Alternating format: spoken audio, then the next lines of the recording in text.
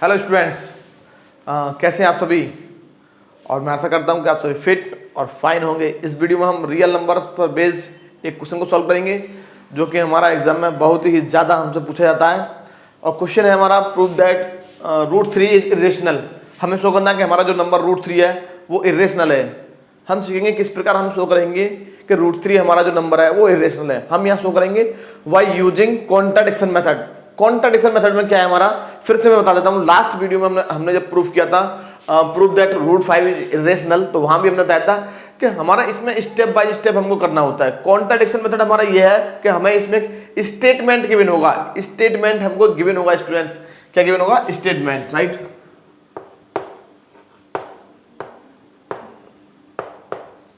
पहला नंबर 1 हमें statement given है, यस राइट। स्टेटमेंट हमको गिवन होगा। अब नेक्स्ट क्या बनाएंगे, हम अपनी हाइपोथेसिस बनाएंगे।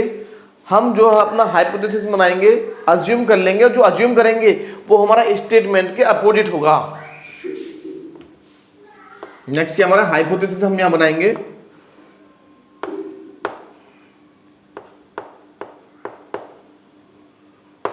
जो कि कैसा होगा? अपोजिट होगा स्टेटमेंट का। कैसा होगा? अपोजिट होगा स्टेटमेंट का, राइट।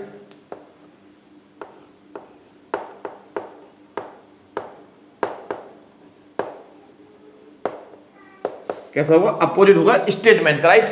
नेक्स्ट हम क्या करेंगे, इसके हेल्प से, जो हमने हाइपोथेसिस बनाई है उसके हेल्प से हम उसको सॉल्व करेंगे। उसकी हेल्प से जो हम इसको सॉल्व करेंगे, और सॉल्व करने के बाद हमको क्या मिलेगा? सॉल्व करने के बाद हमको मिल जाएगा स्टूडेंट्स रिजल्ट। देखिए स्टूडेंट, जब हम इसको सॉल्व करेंगे तो हमें सॉल्व करने के बाद मिलेगा हमें रिजल्ट, राइट। क्या मिल जाएगा? रिजल्ट। और हमें जो यहां पर रिजल्ट मिलेगा वो हमारे हाइपोथेसिस का कॉन्ट्राडिक्ट करेगा। जो हमारी हाइपोथेसिस जो है, जो हम मान के चले हैं, जो लेट किया है आपने, वो उसे क्या करेगा? कॉन्ट्राडिक्ट करेगा। हमें यहीं पर समझना है कि इसीलिए इसको बोला जाता है कॉन्ट्राडिक्शन मेथड, क्योंकि ये हमारा जो हाइपोथेसिस को हमारा कॉन्ट्राडिक्ट करता है। तो हमें यहां पर मिलेगा कॉन्ट्राडिक्शन, और कॉन्ट्राडिक्ट करेगा ये हमारी हाइपोथेसिस को। तो इसका मीनिंग क्या है कि जब कोई रिजल्ट हमारी हाइपोथेसिस को रॉन्ग शो कर रहा है और हाइपोथेसिस से निकला है, इसका मीनिंग क्या? हमारी जो हाइपोथेसिस है, हमने जो मान के चला था, हमने जो लेट किया था वो रॉन्ग है। Result is true. हमारा जो रिजल्ट है वो ट्रू है। इसका मीनिंग क्या? रिजल्ट हमारा ट्रू हो जाएगा। Result is true. रिजल्ट जो होगा हमारा वो ट्रू हो जाएगा। ये है हमारा कॉन्ट्राडिक्शन। अगर आप इस स्टेप को समझ लेंगे, आपका जो क्वेश्चन है वो केवल इसी स्टेप पर बेस्ड है। स्टेटमेंट, अपोजिट स्टेटमेंट हम लेट करेंगे, सॉल्व करेंगे, रिजल्ट हमको मिलेगा। रिजल्ट हमारी हाइपोथेसिस का अपोजिट होगा और उसे कॉन्ट्राडिक्ट करेगा। और कॉन्ट्राडिक्ट कर रहा है हाइपोथेसिस को, it means result is true, और रिजल्ट हमारा ट्रू हो जाएगा, राइट। ये हमारे 7 स्टेप्स, 336 स्टेप्स है। अगर आप इसको समझ गए तो यही है आपको कॉन्ट्राडिक्शन मेथड। क्या है आपका? Contradiction method. आप इसे समझ लीजिए और आपको क्वेश्चन सॉल्व होगा, समझ लीजिए। ये हमारा क्या? कॉन्ट्राडिक्शन मेथड हमारा यही है। स्टेटमेंट, हाइपोथेसिस का अपोजिट हमको लेट करना है, सॉल्व करना है, रिजल्ट मिलेगा। रिजल्ट हमारे हाइपोथेसिस को रॉन्ग शो करेगा। जो हम मान के चले उसके विपरीत मिलेगा, उसको उल्टा मिलेगा हमको, उसका कन्वर्स हमको मिलेगा। और कन्वर्स से इसका मीनिंग क्या? कॉन्ट्राडिक्शन मिल रहा है, वो कॉन्ट्राडिक्शन है। तो हमारा जो हाइपोथेसिस है रॉन्ग है, रिजल्ट हमारा ट्रू है। आप देखेंगे मैं इन्हीं चीजों को लिखूंगा यहाँ पर, यही सेम हमारे स्टेप होंगे। अब मैं यहाँ पर मान के चलूंगा, प्रूफ मुझे देना है इसका, तो मैं यहाँ पर मान के चलूंगा लेट। हम ये मान के चलेंगे कि देखिए अपोजिट मान के चल रहा हूं, हाइपोथेसिस जो बना रहे हैं हम वो हमारी अपोजिट होगी। स्टेटमेंट क्या हमारा? √3 इरेशनल, और मान के चलेंगे हम let √3 is a rational number. हमने मान लिया कि ये क्या है? हमारा एक रेशनल नंबर है, राइट।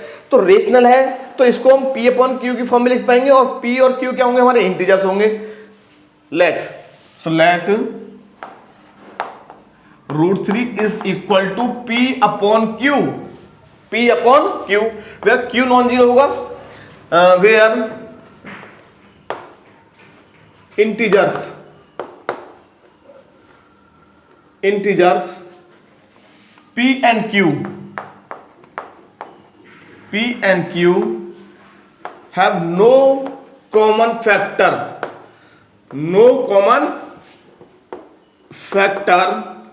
अदर देन वन के अलावा कोई भी कॉमन फैक्टर नहीं है, ये हमको समझना है। यहां पर वन के अलावा कोई भी हमारा कॉमन फैक्टर नहीं है अदर देन वन। अब वन के अलावा कॉमन फैक्टर नहीं है, और साथ में हमको ये याद रखना होगा स्टूडेंट्स कि p अपॉन q जो है वो हमारा जो रेशनल नंबर है, ये सिंपलेस्ट फॉर्म में लिखा हुआ है। सिंपलेस्ट फॉर्म का मीनिंग क्या है, देखिए मैं आप इसको समझा देता हूं। जैसे मान लीजिए मैं लिखता हूं 100/75, तो हम इसको पहले सिंपलेस्ट फॉर्म में लिख लेंगे। 25 से कैंसिल कर देंगे तो ये हमें मिल जाएगा 4, और 25 से कैंसिल करेंगे तो 3, और ये हमें मिल जाएगा 4/3।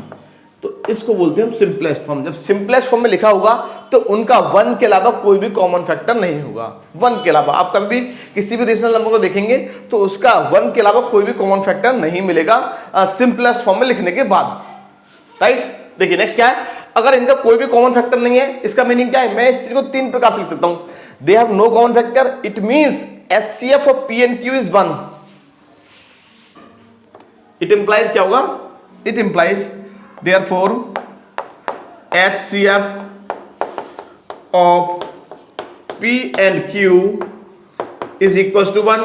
It means P and Q are co-prime numbers or co-prime integers. Therefore P and Q are co-prime, right? co-prime में इन तीनों बातों का मीनिंग सेम है, कैसे भी आप लिख सकते हैं, राइट। अब नेक्स्ट क्या करना, देखो हमें जो गिवन है √3 = P अपॉन Q, इसका मैं करने वाला हूं स्क्वायरिंग। हमें गिवन है √3 = P अपॉन Q, मैं करूंगा यहां पर स्क्वायरिंग बोथ साइड, तो मुझे क्या मिल जाएगा, देखिए √3 का whole square is equal to हो जाएगा P अपॉन Q का whole square, right.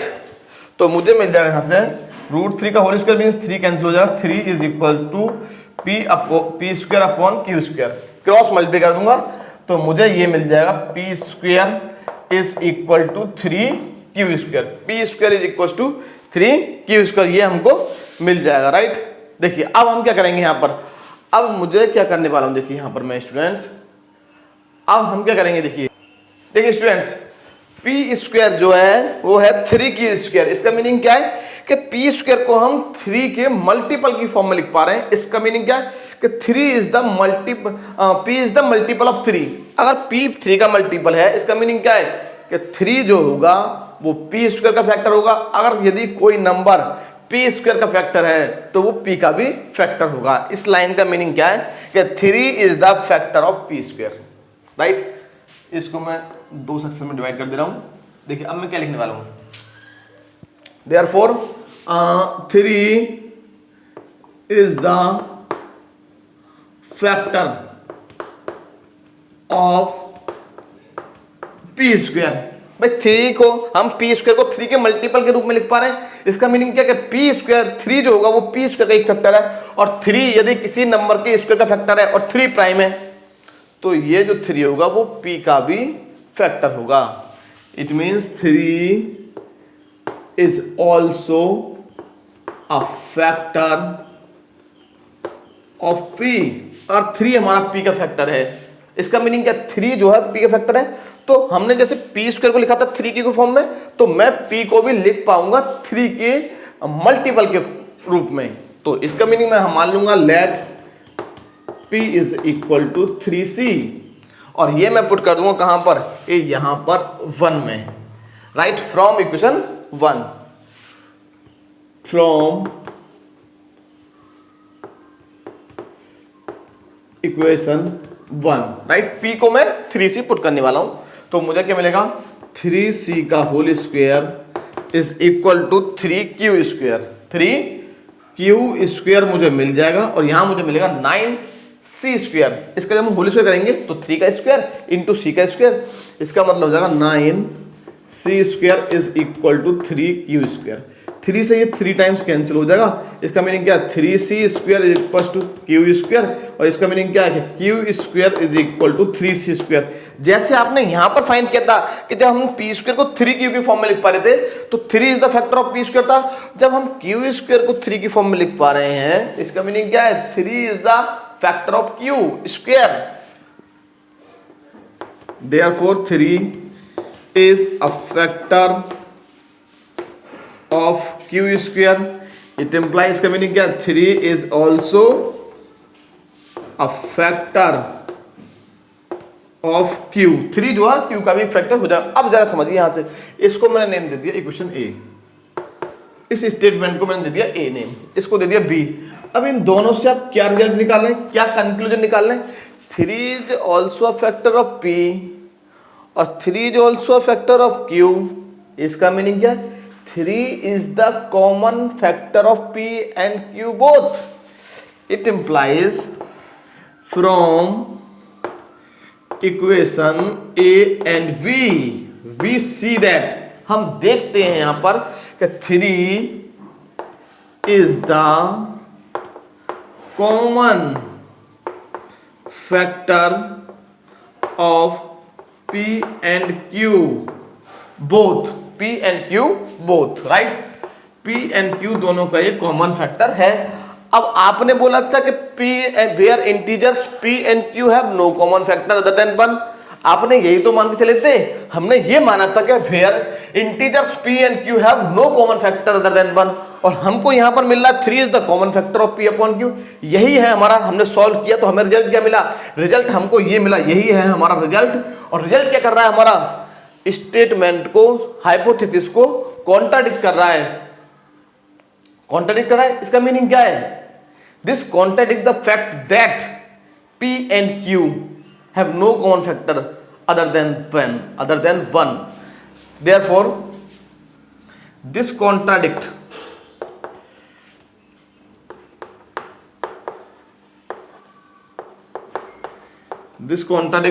that P and Q have no common factor other than 1।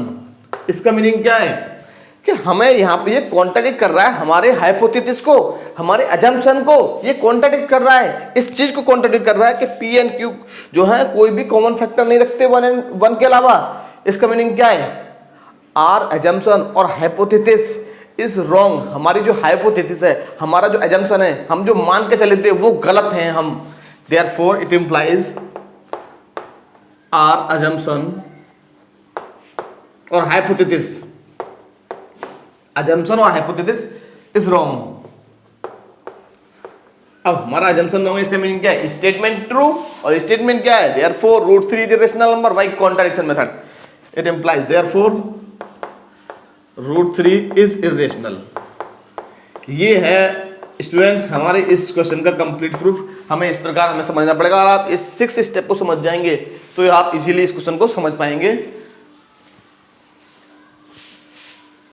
Okay students, इसी टाइप से हम कुछ इंपॉर्टेंट क्वेश्चंस का सॉल्यूशन पढ़ते रहेंगे। Okay, thank you, next video मिलते हैं।